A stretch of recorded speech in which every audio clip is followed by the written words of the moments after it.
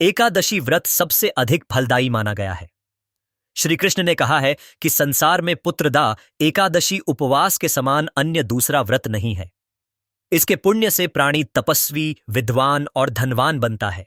जो कोई व्यक्ति पुत्रदा एकादशी के महात्म्य को पढ़ता व श्रवण करता है तथा विधानानुसार इसका उपवास करता है, उसे सर्वगुण संपन्न संतान की प्राप्ति होती है।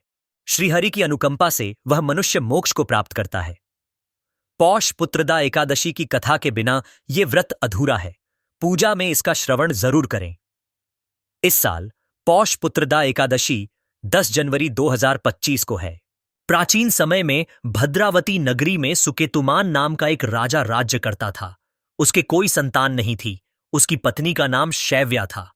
उस पुत्रहीन राजा के मन में इस बात की बढ़ी बलिधी चिंता थी कि उसके बाद उसे और उसके पूर्वजों को कौन पिंडदान देगा। बिना पुत्र के पितरों और देवताओं से ऊरण नहीं हो सकते। इस तरह राजा रात दिन इसी चिंता में घुला करता था। इस चिंता के कारण एक दिन वह इतना दुखी हो गया कि उसके मन में अपने शरीर को त्याग देने की इच्छा उत्पन्न हो गई। किंतु वह सोचने लगा कि आत्महत्या करना तो महापाप है।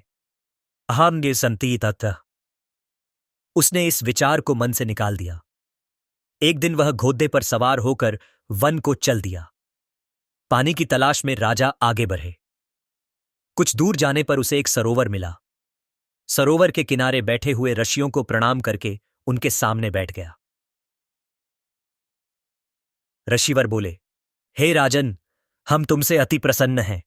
तुम्हारी जो इच्छा है हमसे कहो। राजा ने प्रश्न किया, हे विप्रो, आप कौन हैं और किस लिए यहां रह रहे हैं? ऋषि बोले, राजन, आज पुत्र की इच्छा करने वाले को श्रेष्ठ पुत्र प्रदान करने वाली पुत्रदा एकादशी है। आज से 5 दिन बाद माघ स्नान है और हम सब इस सरोवर में स्नान करने आए हैं।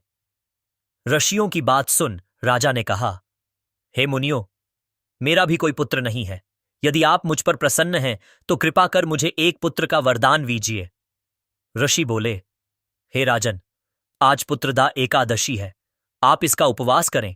भगवान श्रीहरि की अनुकंपा से आपके घर अवश्य ही पुत्र होगा।